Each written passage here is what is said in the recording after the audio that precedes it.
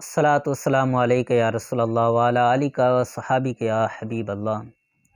سامعین محترم، آج ایک اور واقعہ سنتے ہیں کہ حضرت ابوبکر صدیق رضی اللہ تعالیٰ عنہ کی شان میں گستاخی کرنے والا جو تھا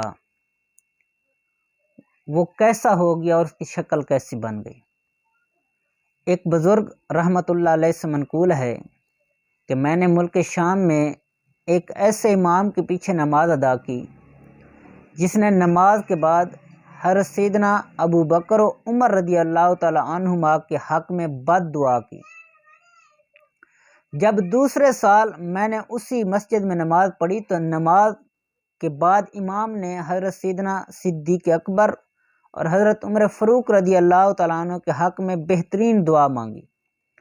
میں نے نمازیوں سے پوچھا کہ تمہارے پرانے امام کا کیا ہوا؟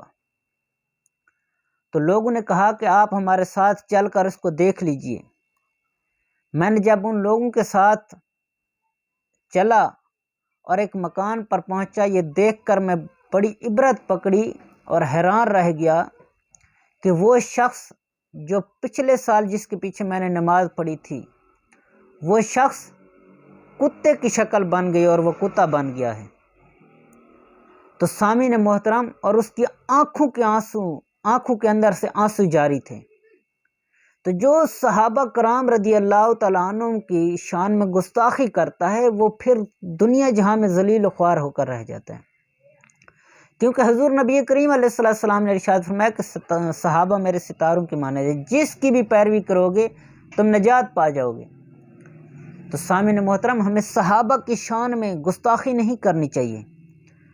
کسی شاعر نے کیا ہی خوبصورت انداز میں لکھا ہے، بیچ میں شمع تھی اور چاروں طرف پروانے، ہر کوئی اس کے لیے جان جلانے والا، دعویٰ الفت احمد تو سبھی کرتے ہیں، کوئی نکلے تو ذرا رنج اٹھانے والا، کام الفت کے تھے وہ جن کو صحابہ نے کیا، کیا نہیں یاد تمہیں غار میں جانے والا۔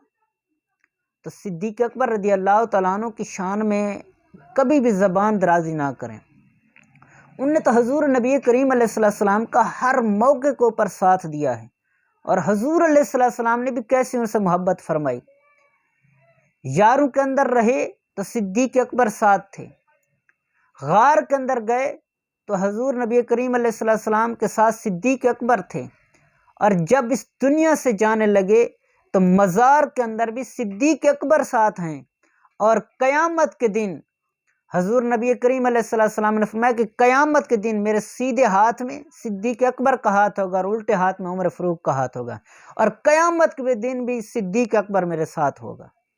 تو ہمیں حضور نبی کریم علیہ السلام کے ہر صحابی سے محبت کرنی ہے، اور حضور علیہ السلام کے گھرانے سے بھی محبت کرنی ہے۔ تو اللہ تعالی ہمیں صحابہ و اہل بیت سے محبت کرنے کی توفیق عطا فرمائے۔ صلو علی الحبیب صلی اللہ تعالی علی محمد۔